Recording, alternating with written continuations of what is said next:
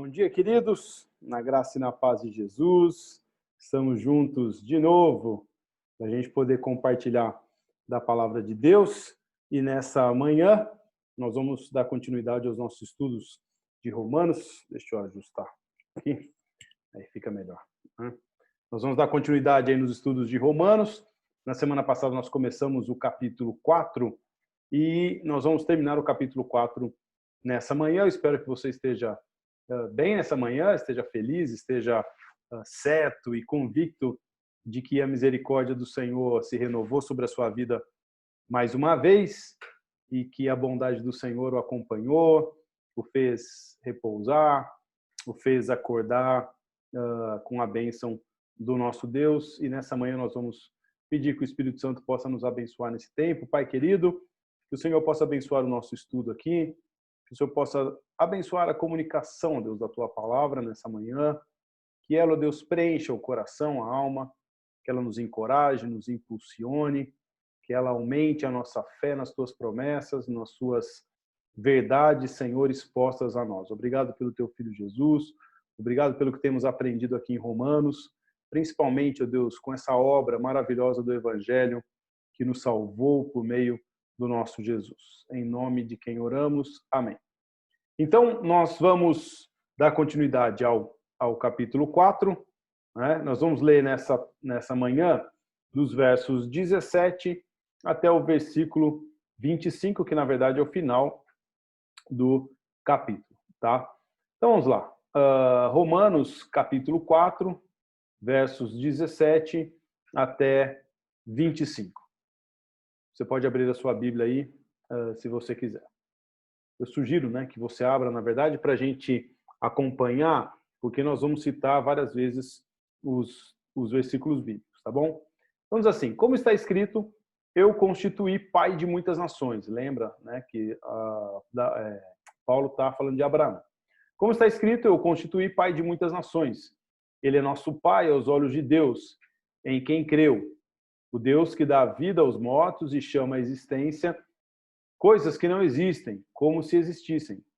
Abraão, contra toda esperança, em esperança creu, tornando-se assim pai de muitas nações, como foi dito a seu respeito.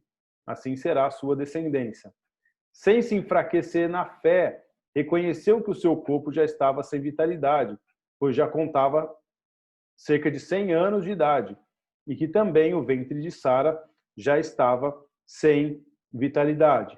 Mesmo assim, não duvidou nem foi incrédulo em relação à promessa de Deus, mas foi fortalecido em sua fé e deu glória a Deus, estando plenamente convencido de que ele era poderoso para cumprir o que havia prometido. Em consequência, isso foi também lhe creditado como justiça. As palavras lhe foi creditado não foram escritas apenas para ele, para Abraão, mas também para nós, a quem Deus creditará a justiça, para nós, que cremos naquele que ressuscitou dos mortos, a Jesus, nosso Senhor. Ele foi entregue à morte por nossos pecados e ressuscitado para a nossa justificação. Vamos lembrar, na semana passada, né, o ponto central aqui de Paulo, que ele está trazendo para a gente, que ele trabalhou até o versículo 16, é que existe uma fé que salva, né? E essa fé que salva, ela precisa ser compreendida, né, por nós, né? Ela não é uma fé que é igual à obediência, né? Paulo vai ensinar que a fé salvadora é igual a uma confiança na provisão salvadora de Deus. Lembra o exemplo que eu dei falando do trabalho, né? Se você trabalha, há duas maneiras de você receber dinheiro, né? Uma se você trabalha, outra se você ganha um presente. Só que se você trabalha, esse dinheiro ele é obrigado a ser te dado, porque você fez algo e esse dinheiro não é um presente, ele é uma obrigação, né? Você fez algo, então você precisa receber. Um dinheiro que é um presente, você não fez nada para receber. Você recebeu esse crédito. É esse termo que Paulo está usando aqui, quando ele está falando que foi atribuída a Abraão, atribuído a nós, agora nós vimos também no final do capítulo, essa fé, né? Essa justiça, né? Ou seja, essa fé salvadora é uma fé que vem por meio de ser creditado a nós algo que nós não tínhamos, né? Logizomai, que é o termo no grego aqui. Ele vem da contabilidade e significa exatamente isso, é atribuir algo a alguém, ou, né, alguma coisa, de que você não tinha antes, ou dar crédito, foi dado um crédito, na NVI está até assim, né? Então, essa é a principal questão aqui, nos foi dado essa justiça por meio de Jesus, né? Como Paulo já vem desenvolvendo aqui, e ela não dependeu de um trabalho nosso, né? Então, Paulo vai falar, todavia, né, no versículo 5, todavia, aquele que não trabalha, mas confia em Deus que justifica o ímpio, sua fé lhe é acreditada como justiça, ou seja, ela é um presente, essa fé, ela é nos dada, acreditada a nós como um presente, né, para receber essa justiça. Então, foi isso que Paulo usou aqui na primeira parte do capítulo 4, só relembrando. Ele chamou duas testemunhas, Abraão e Davi, que eram peças e pessoas fundamentais na história de Israel, justamente para validar o seu argumento. Porque porque principalmente Abraão, né, ele vem antes da lei. Então, se a fé, né, é igual a obediência à lei, a questão de Paulo, então como é que faz com relação a Abraão? Né? Abraão vem antes da lei. Então o texto vai dizer que a Abraão foi creditado algo, né? Foi atribuído ele a essa justiça por confiar, né, nas promessas de Deus, ok? Então foi isso basicamente que a gente viu na semana passada, depois dessa fé salvadora, ela é uma transferência de confiança. A fé que salva, ela tira a confiança de mim mesmo, de que eu posso fazer algo, e ela transfere essa confiança, né, para um Deus, né, que nos dá essa justiça, tá? Crer em um Deus quando ele promete um caminho de salvação para nós, exclusivamente pela sua graça, como um dom gratuito. Então, a fé que salva é uma fé que transfere confiança de mim mesmo, de que eu posso fazer algo para ser salvo, para me reconectar com Deus. Eu transfiro essa confiança que está depositada em mim, no que eu posso fazer, para Deus, que abriu gratuitamente um caminho para essa salvação totalmente pela graça. Então, é transferência de confiança. É ver onde a sua fé está, né? Remover a confiança de si mesmo e depois depositá-las em Deus como Salvador. E não apenas como um Deus em geral. Basicamente, estamos falando do começo do capítulo 4 ainda, né? Então, basicamente, é isso que Paulo vai tratar até o versículo 16.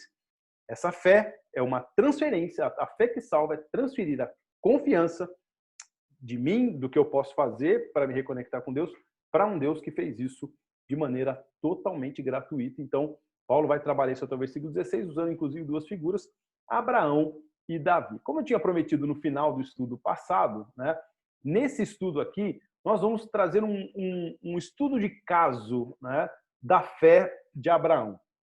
E aí, assim, irmãos, eu gosto muito de falar sobre isso, porque o que acontece?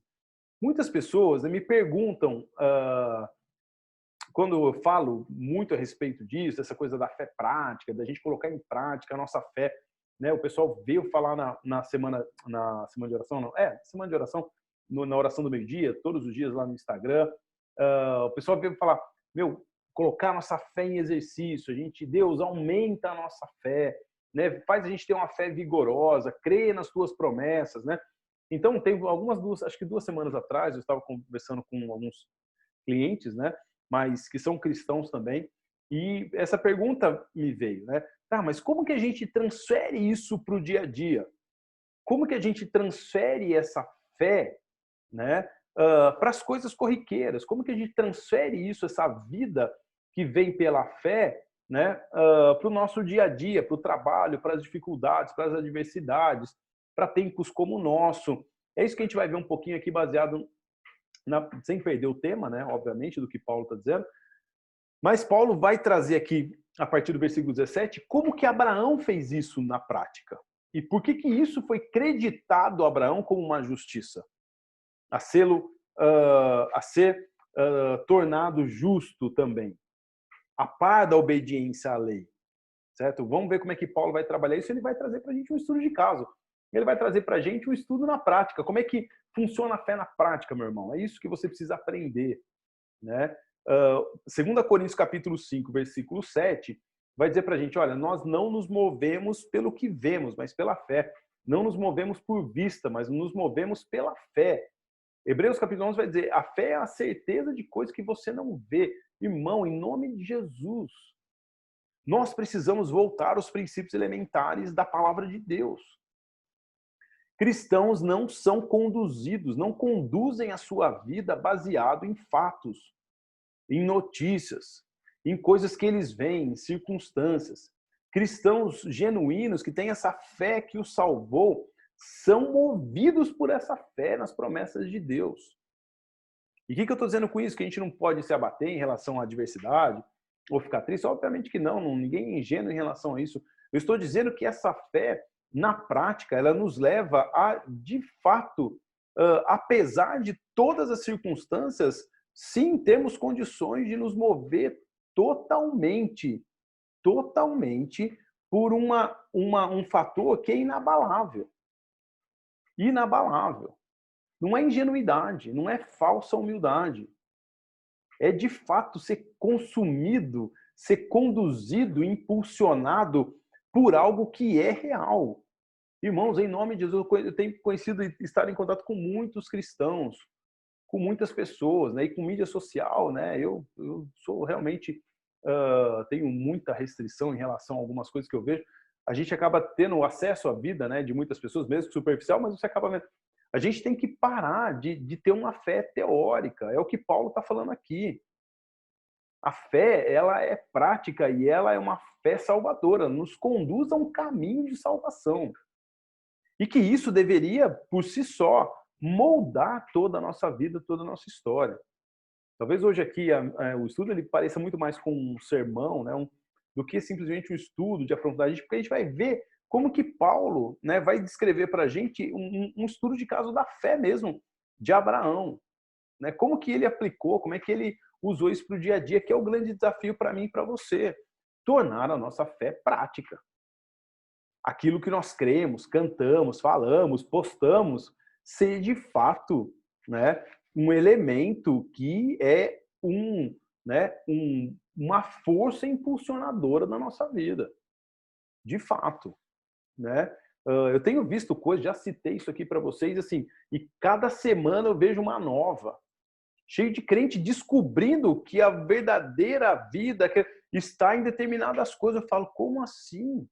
Olha, quando eu descobri tal coisa, eu fui livre. Quando eu encontrei tal metodologia, quando eu encontrei tal isso, aquilo, agora eu entendi o que é a vida. Gente, nós estamos falando de que Deus nos deu uma fé e abriu um caminho pela graça. A gente está levantando outros deuses, outros fatores de salvação. Isso é pecado. Mas vamos lá, vamos ver, vamos fazer um estudo de caso aqui de Abraão, que acho que vai ser muito mais, enfim, profundo, porque aqui eu estou repetindo algumas coisas que eu tenho sempre falado, porque essas coisas realmente me incomodam. Né? A gente realmente conseguir colocar essa fé prática, né? Colocar essa fé em ação. Mas vamos lá.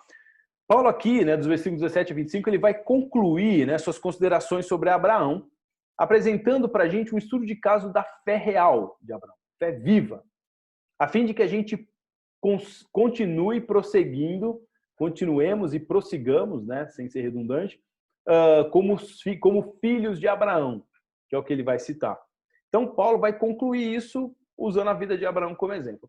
E Abraão, então, a partir do exemplo de Paulo, vamos usar agora a pessoa de Abraão mesmo, fazendo essa relação que está em Romanos, Abraão vai nos mostrar o que significa crer em Deus.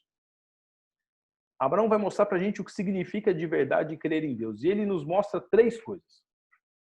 Vamos lá. Qual que é a primeira coisa que Abraão mostra em relação a essa fé viva, do que significa de fato crer em Deus, do que significa de fato viver uma fé na prática, exercitar a fé? Primeira coisa que Abraão nos ensina, nós precisamos saber que a realidade é maior do que a forma como nós nos sentimos ou como as coisas parecem ser.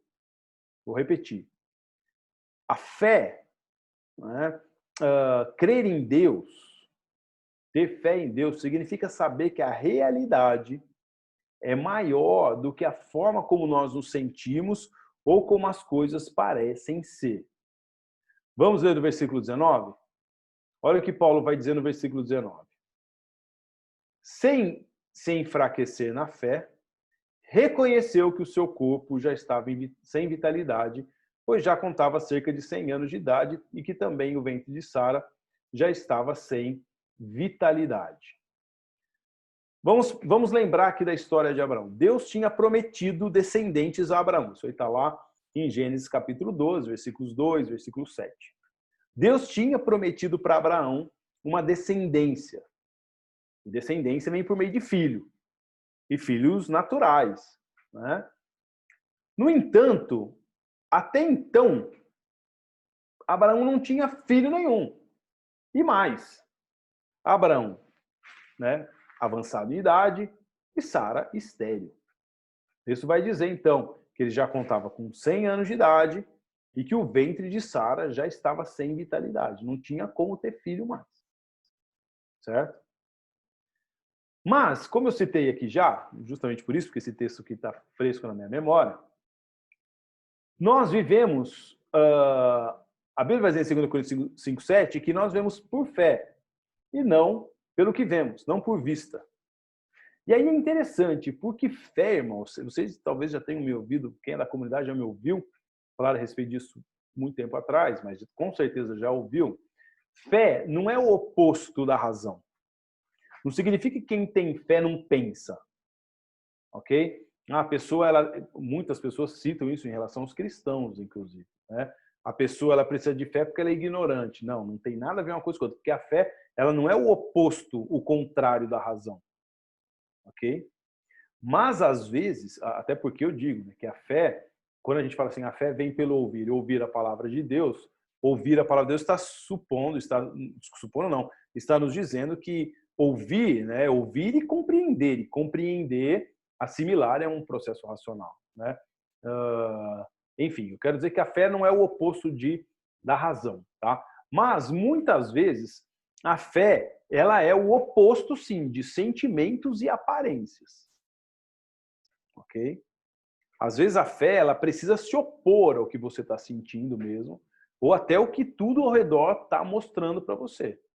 Ela vai na contramão, ela vai num sentido contrário disso. Vamos lembrar aqui o que está acontecendo com Abraão. Abraão ele olha para o próprio corpo, gente, o que ele vê? Ele vê um cenário desesperador. Né? Meu vozinho essa semana fez 95 anos. Né? Debilitado, fraquinho, obviamente, 95 anos. Né? Cometido de uma enfermidade, né? Fisicamente bem até. Né? Mas são 100 anos quase. Né? Vou imaginar aqui. Né? Abraão olha para o seu corpo, ele fala, não dá, não vai dar. Né? É desesperador. Como assim? Né? Só que Abraão ele não vivia por aparências. Certo? Isso nos mostra que a fé ela não é um simples otimismo em relação à vida.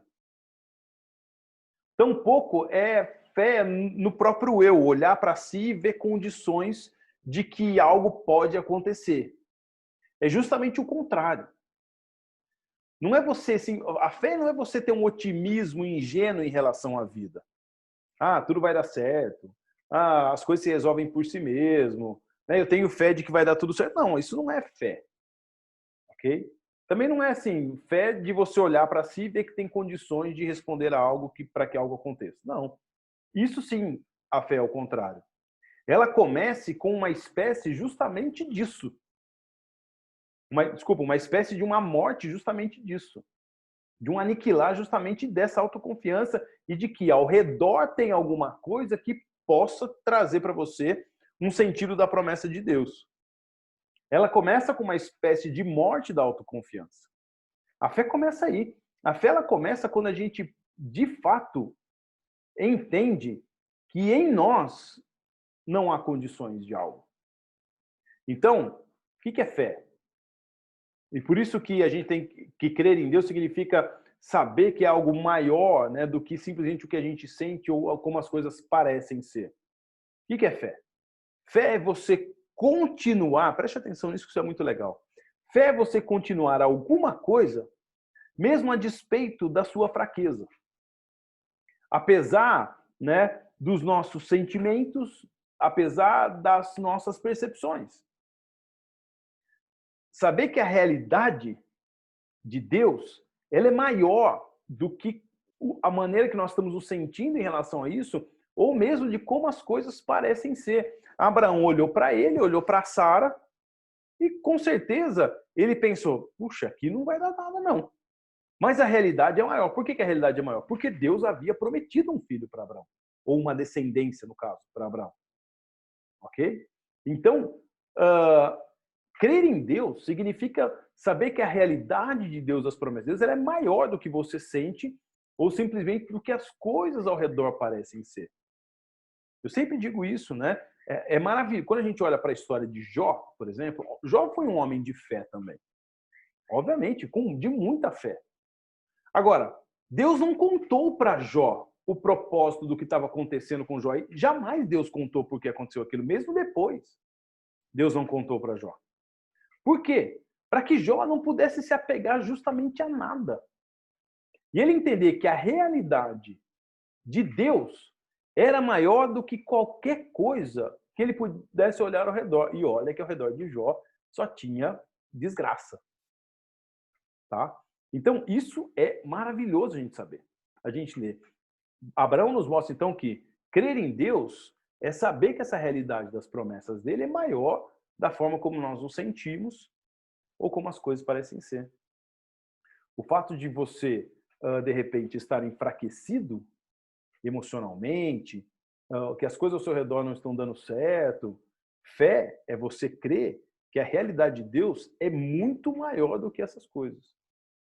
Mesmo que você não sinta nada, mesmo que você olhe ao seu redor, você não veja nada.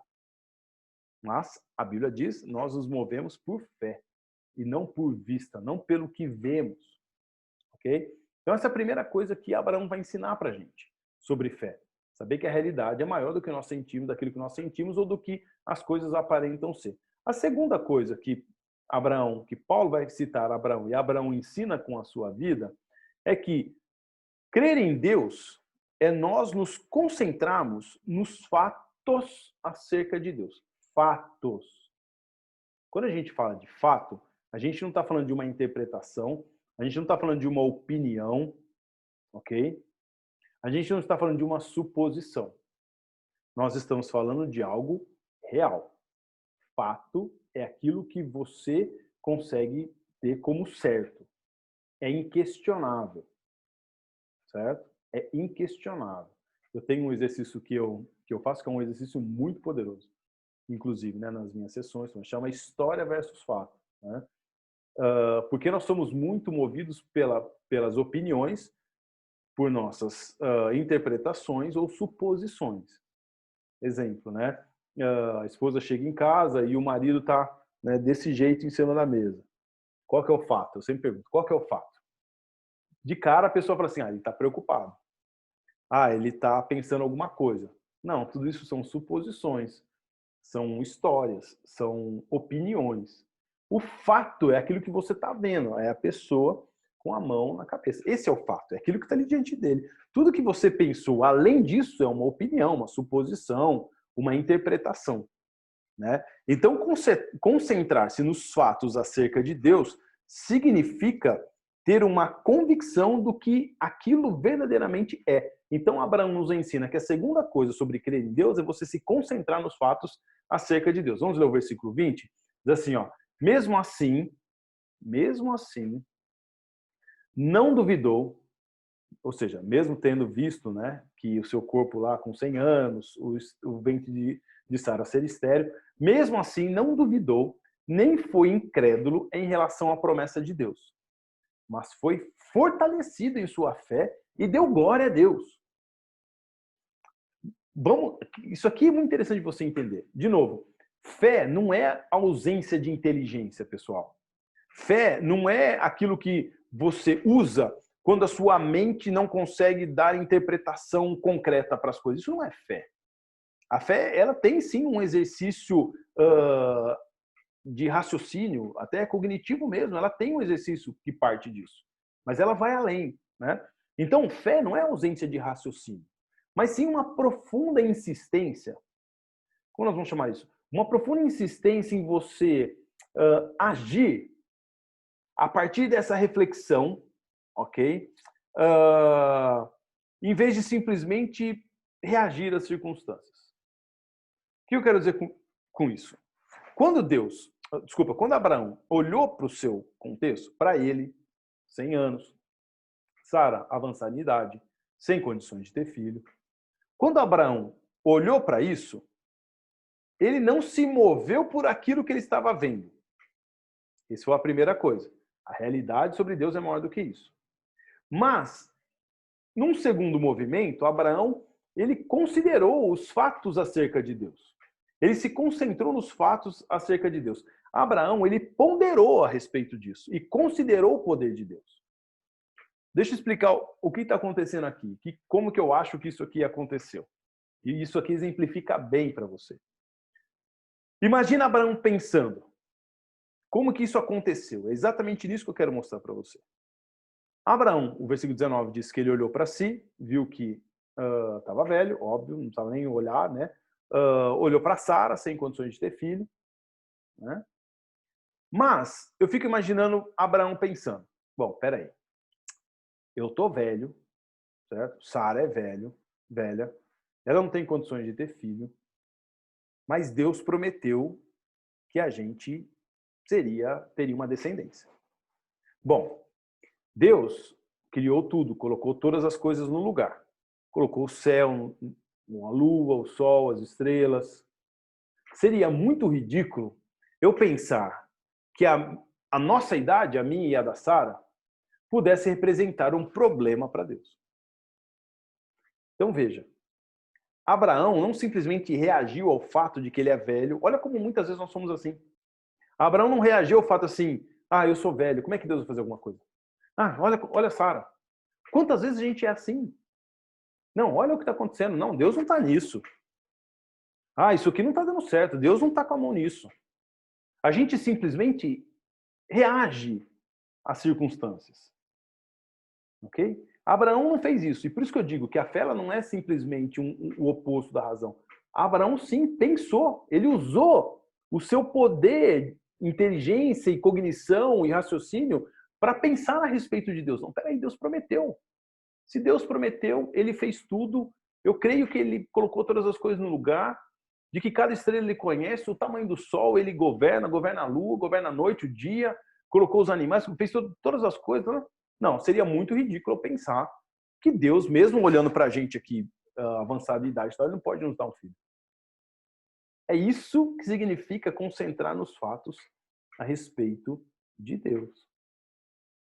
Fé é isso. Fé é você olhar para um momento como esse, onde a gente, de repente, tem que cumprir uma série de normas e regras que a gente nem fica feliz, e a gente fica, não, Deus não está nisso. Onde já se viu isso, aquilo outro, ou circunstâncias da nossa vida, né?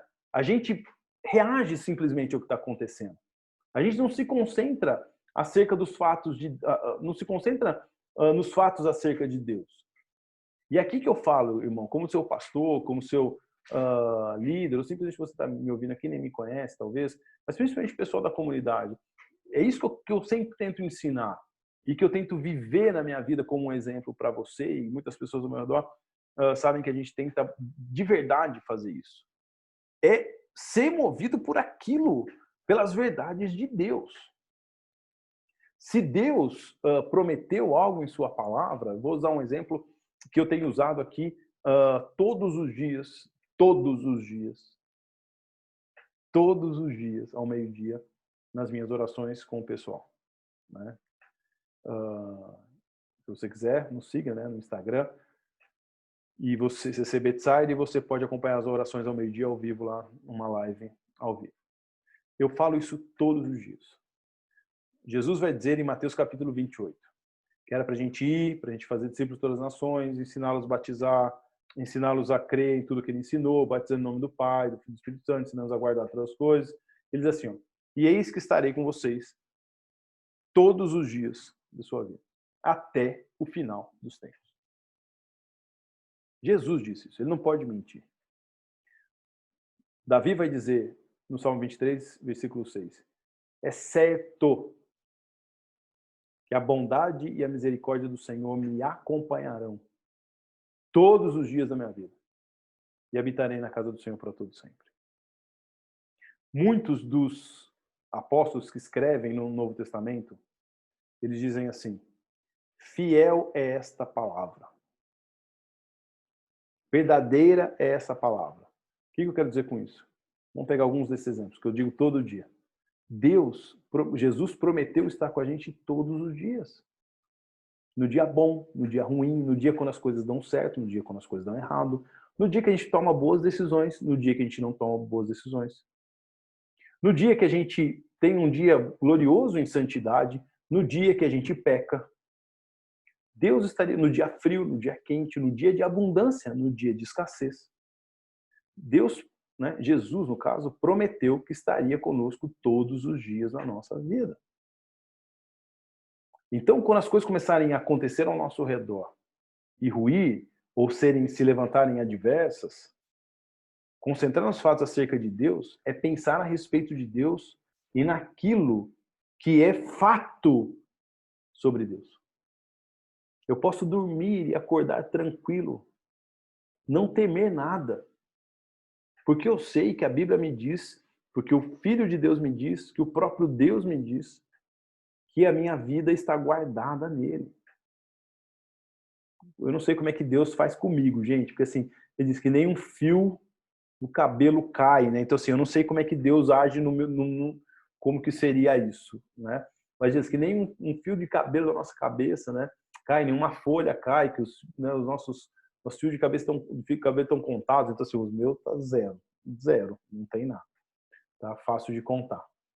Brincadeiras à parte, né? Nada, eu durmo e acordo certo de que Deus está cuidando da minha vida. E eu vivo como um cidadão, como um profissional, como um pai, um marido, de uma forma leve, de uma forma boa, porque eu sei que a minha vida está nele. A Bíblia diz que os anjos acampam ao redor dos que o temem e os livram, então eu acredito sim que todo dia Deus traz livramento para mim, para minha família. Ah, Ricardo, e quando as coisas acontecem? Sim, as coisas acontecem porque as coisas acontecem.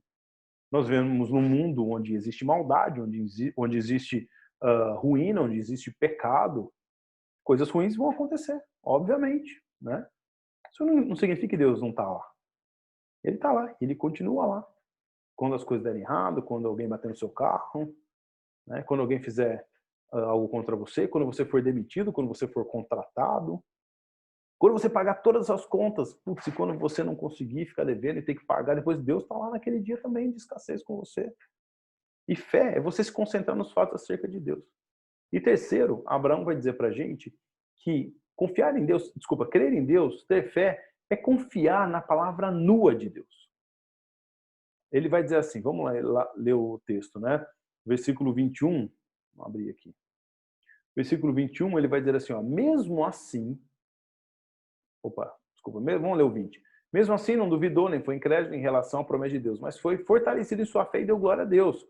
Ou seja, ele se apegou aos fatos a respeito de Deus. Certo? 21. Estando plenamente convencido de que ele era poderoso para cumprir o que havia prometido. Ou seja, aqui é top também. Porque assim, fé é você confiar em Deus, em sua palavra, mesmo quando não há mais nada no que você se apoiar. Mesmo quando seus sentimentos não te ajudam, mesmo quando a opinião popular não te ajuda, mesmo quando o senso comum parece contradizer a promessa dele. É simplesmente você olhar para o que Deus disse e deixar que isso defina a sua realidade para você. E aqui, irmão, eu quero dizer para você, encorajar você, é isso que eu me esforço para fazer todo dia e tenho encorajado vocês em mensagens bíblicas, em oração a fazer. É deixar, né, que isso defina a realidade da sua vida. É olhar para o que Deus disse e deixar isso definir a realidade da vida. Preste atenção. A Bíblia vai dizer assim, ó, não andeis ansiosos de coisa alguma. porque ele tem cuidado de vocês. Jesus vai perguntar: por que vocês estão ansiosos? Quanto ao que vocês vão comer, quanto ao que vocês vão beber, quanto ao que vocês vão vestir. Deus cuida da flor do campo, das aves no céu, ele cuida também de vocês. Aí vem os espertão, os ignorantes da exceção, certo? Usar a exceção como argumento é ignorância. Aprenda isso. Okay? Exceção é argumento de gente ignorante. Me perdoem até ser pesado em relação a isso. Aquela pessoa fala assim, mas, e usa uma exceção para justificar um argumento. Então, quando você fala assim, bom, para que você vai andar ansioso de alguma coisa se Deus está cuidando de você? Por que se preocupar quanto que é a vez de beber, de vestir? Aí vem os ignorantes da exceção e dizem assim, então tá falando que a gente não precisa trabalhar. Tá falando que a gente não precisa fazer nada, que vai cair do céu. Isso é argumento de gente que realmente não entende o que as coisas estão sendo ditas por Jesus. Ele está dizendo que a gente não precisa se preocupar. Ele está dizendo que é para a gente trabalhar? Não. Ele está dizendo que é para a gente trabalhar, fazer tudo que a gente tem que fazer e não se preocupar com isso. Não correr atrás dessas coisas, porque correr e se preocupar com essas coisas nos deixarão ansiosos. E o que é o comportamento, a mentalidade do nosso mundo? Por que a mentalidade do mundo hoje, né, é uma mentalidade ansiosa? Porque no Brasil, hoje, 20% das pessoas sofrem de fato com um transtorno de ansiedade, inclusive muitos cristãos. Porque muitas vezes falta confiar nessa palavra nua de Deus. Quando você olha ao seu redor, não tem nada para você se apoiar. A única coisa, a única tábua de salvação que você tem é uma promessa de Deus na sua palavra. Só que nós precisamos de coragem para crer nisso. Nós precisamos de, aqui, é simplesmente olhar para o que Deus disse de forma nua e crua e deixar que isso defina a sua realidade. Eu tento fazer isso todo dia. Deus, o Senhor falou que é assim, que ia ser assim. Eu creio que o Senhor que é desse jeito. E eu vou acreditar nisso. Mesmo que o A, que o B, que o mercado, que a crise, que o dólar, que a empregabilidade, que os experts digam o contrário. É imprudência? Não, se está na palavra, jamais será imprudência. Jamais. Se Deus prometeu e você se apegar a uma promessa de Deus, jamais será imprudência. Então, mas isso precisa de coragem. Vamos voltar lá em Abraão. Ele olha para ele e para Sara, 100 anos, avançados em idade, não pode ter filho, mas Deus tinha prometido que eles iam ter um filho. É simplesmente acreditar que eles teriam um filho. Mesmo que tudo ao redor dissesse que não. Se Deus disse para você que ele estaria todos os dias com você, então você pode acreditar que você não precisa se sentir só, nem solidão, nem um dia da sua vida, mesmo que ao seu redor não tenha ninguém. É isso que a palavra de Deus está dizendo. É isso que a palavra de Deus está dizendo. A palavra de Deus diz que em Jesus ele veio para nos dar uma vida em abundância. Ou seja, é crer que mesmo que tudo ao seu redor esteja desmoronando, você pode sim se apegar de que há uma vida em abundância em Jesus que ele prometeu. Mas sabe o nosso problema? Nós tentamos trafegar entre dois reinos. Nós duvidamos que tenha... de verdade, às vezes a gente duvida que o que tem no reino de Deus é tão bom quanto o que tem no reino do mundo. A gente questiona se a felicidade do reino ela é tão legal quanto a felicidade que o mundo oferece pra gente. No fundo, é isso. É uma confiança em outras coisas, que é o que Paulo está trazendo aqui. Olha, as coisas vão estar bem, né? Eu tento sempre falar isso nas minhas ministrações, ou quando eu dou aconselhamento. A gente ainda assim é muito movido pelo que a gente vê e não pela fé. A gente é movido por vista. Nossa espiritualidade ela está viva se as coisas ao nosso redor estão bem. Nossa espiritualidade ela oscila se o casamento não está bem, se as finanças não estão bem, se a vida emocional não está tão bem, se o trabalho não está tão bem, se as perspectivas futuras a gente começa a oscilar espiritualmente, emocionalmente, porque no fundo a gente acredita que essas coisas elas têm um poder de nos salvar da tristeza, da ansiedade. E eu sei que isso aqui é sério que eu estou dizendo. E de novo, não vem usar argumento de exceção para mim. Usar a exceção como argumento é coisa de ignorante. Ah, mas eu tenho uma pessoa, um amigo que é cristão, que leva Deus a sério e que realmente ele está passando um momento de ansiedade e depressão. Então, você está usando um argumento que é exceção. Isso não é a regra. E pode acontecer. Existem exceções.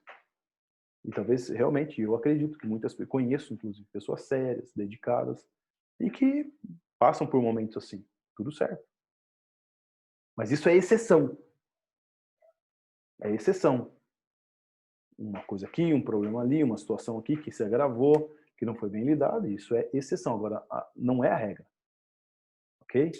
Então, mais, né, do que simplesmente dizer que a gente crê em Deus, Abraão vai mostrar para a gente esse estudo de caso que para ele, crer em Deus, ter fé, é saber que a realidade, então, é muito maior do que o que se sente ou do que as coisas demonstram, é concentrar nos fatos acerca de Deus e confiar na palavra de Deus. Além, né, de nos dizer, e Abraão vai além, porque além de nos dizer o que é crer em Deus, ele acaba mostrando um caminho para a gente fortalecer a fé. E aí eu vou dizer para você, né, você precisa saber mais sobre Deus. Esse é o caminho para você fortalecer sua fé. Por que Abraão conseguiu vencer seu estado de fraqueza, né?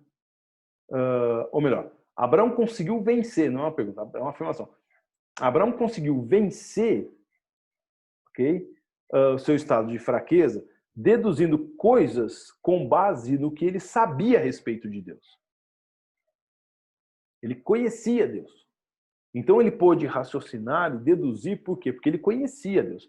Ele sabia que era o Deus criador, que Deus que tinha colocado todas as coisas no universo no lugar, que ele era poderoso. Então, ao refletir sobre o que estava acontecendo e sobre as promessas de Deus, Abraão conhecia Deus. Você precisa fazer a mesma coisa. Você precisa conhecer a Deus. Eu sempre falo, por exemplo, quando você está com algum problema e você não sabe lidar, você sabe o que a Bíblia fala a respeito daquele problema? Vamos usar o mesmo exemplo, que é um exemplo comum e muitas pessoas sofrem. Ansiedade. Quando a gente fala de ansiedade, e é uma coisa que tem perturbado a sua vida, tem tirado o seu sono, literalmente, a ansiedade faz isso. Mas tem afetado você. Você já parou para conhecer Deus, perguntando, Deus, o que a sua palavra fala sobre a ansiedade? E olha que ela fala muitas coisas no Novo Testamento. Deus, essa questão de buscar o sucesso está me afetando. Às vezes eu fico confuso. O que a tua palavra diz sobre sucesso? Nossa, sobre sucesso? E no Antigo Testamento ainda, hein? Muitas coisas sobre sucesso. Bem-aventurado o homem que não anda no caminho dos ímpios, nem se detém no caminho dos pecadores, nem se assenta na roda dos zombadores. Seu prazer está na lei do Senhor e nela medita dia e noite. É como uma árvore plantada junto ao ribeiro de águas, que cresce e desenvolve no devido tempo dá fruto. Tudo o que ele faz é bem-sucedido. Tudo o que ele faz prospera. O que a Bíblia fala sobre sucesso? Que tanto nos toma muitas vezes. Diz que o homem bem-sucedido, que prospera como uma árvore plantada junto ao ribeiro, é o homem que não dá ouvido para o ímpio. Não perde tempo com pessoas zombadoras, caluniadoras, com pecadores. Pessoa bem-sucedida é aquela que tem prazer em aprender de Deus. Né? Seu prazer está na lei do Senhor, nela medite de dia e de noite. E Deus deu essa receita para Josué também. Josué, você quer ser bem-sucedido? Medita nesse livro dia e noite, para que todos os seus caminhos prosperem, para que todos os seus caminhos sejam bem-sucedidos. Então, irmão, o que te aflige? Você sabe o que a Bíblia fala a respeito do que te aflige? Nossa, eu não consigo tirar algo que está aqui dentro de mim. O que a Bíblia fala sobre isso? O que a Bíblia fala sobre ansiedade? O que a Bíblia fala sobre perdão? O que a Bíblia fala sobre casamento? Nossa, eu preciso ser um pai melhor. O que a Bíblia fala sobre ser um bom pai? uma boa mãe, um bom marido, uma boa esposa. Nossa, o sexo toma muito. O que a Bíblia fala sobre isso? O que ela fala sobre o sexo no casamento? Como manter puro o nosso coração, a nossa mente? Tudo isso que nós enfrentamos. O que a Bíblia fala sobre dinheiro? Sobre posses? Você precisa conhecer mais sobre Deus, irmão. Se você não conhecer sobre Deus, você não vai ter o que se apegar quando as coisas se levantarem. Abraão nos ensina isso. Abraão também nos ensina que é para a gente agir com base nas promessas da palavra de Deus, mesmo quando isso for difícil. Fé é você viver considerando as promessas de Deus como verdades o tempo todo. Vou dar um exemplo, mesmo quando as coisas são difíceis. A Bíblia nos ensina a contribuir com generosidade. Com ofertas, com dízimos, ela nos ensina a fazer isso.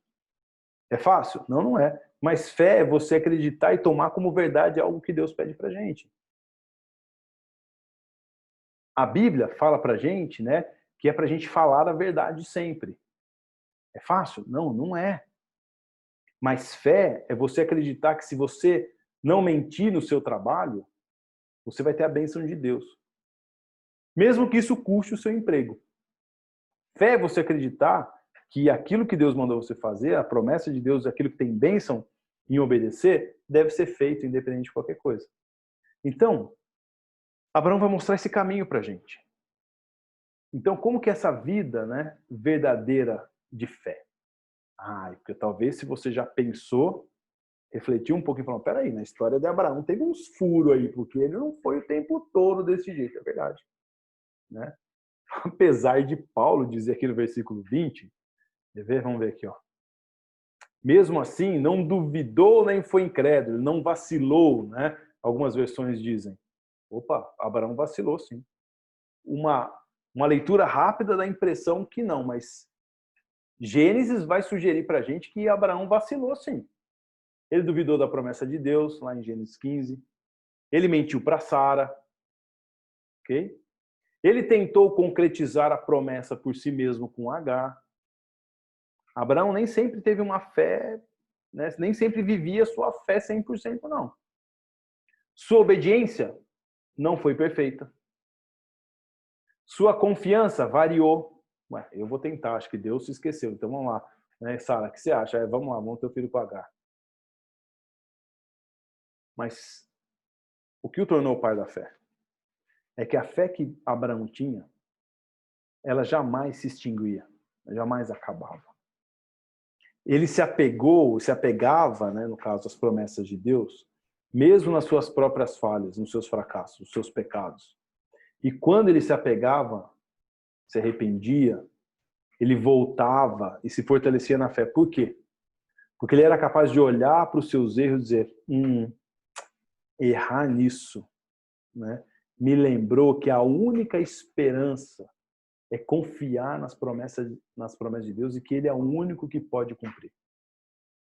Então, a fé verdadeira não é uma fé que não vacila.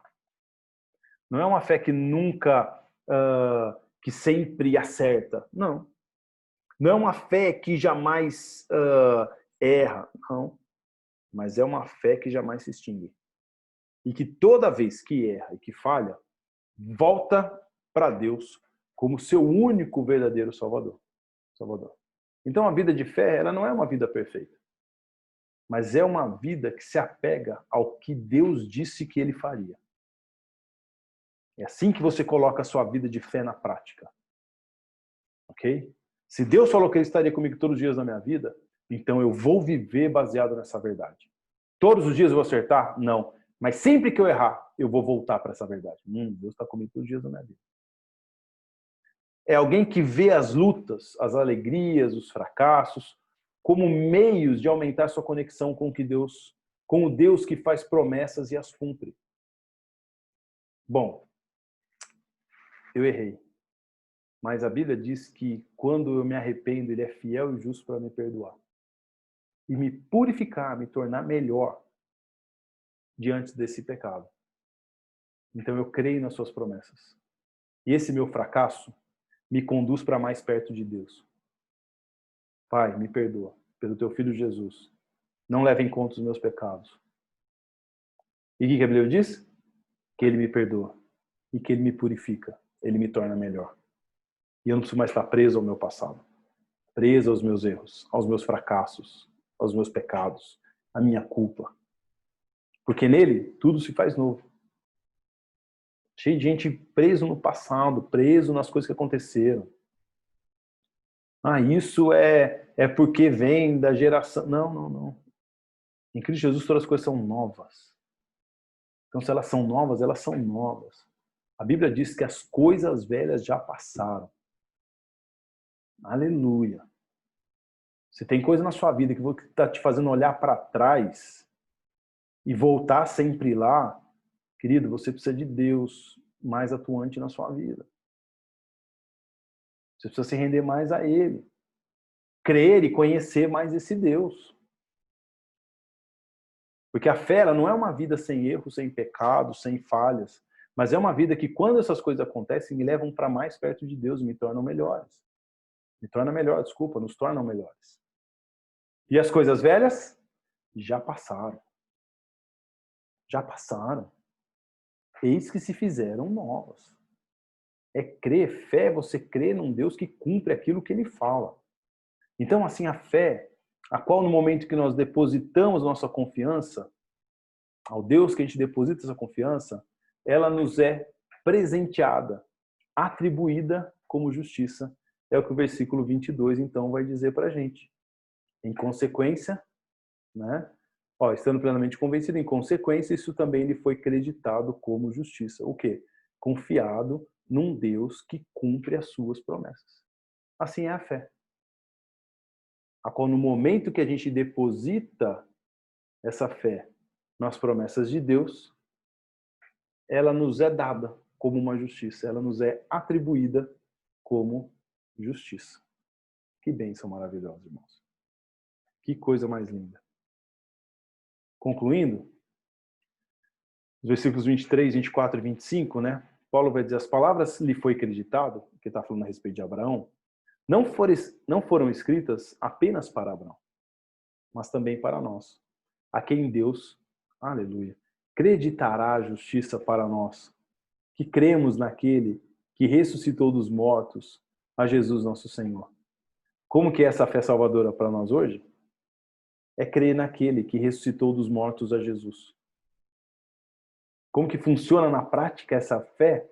Quando a gente, assim como Abraão, crê nesse Deus que ressuscitou Jesus. É confiar na promessa de Deus de que a morte e ressurreição do seu filho, olha só o versículo 25. Você me der um pulo da cadeira aí agora, não disser um glória a Deus, vou falar para você, viu? Olha só.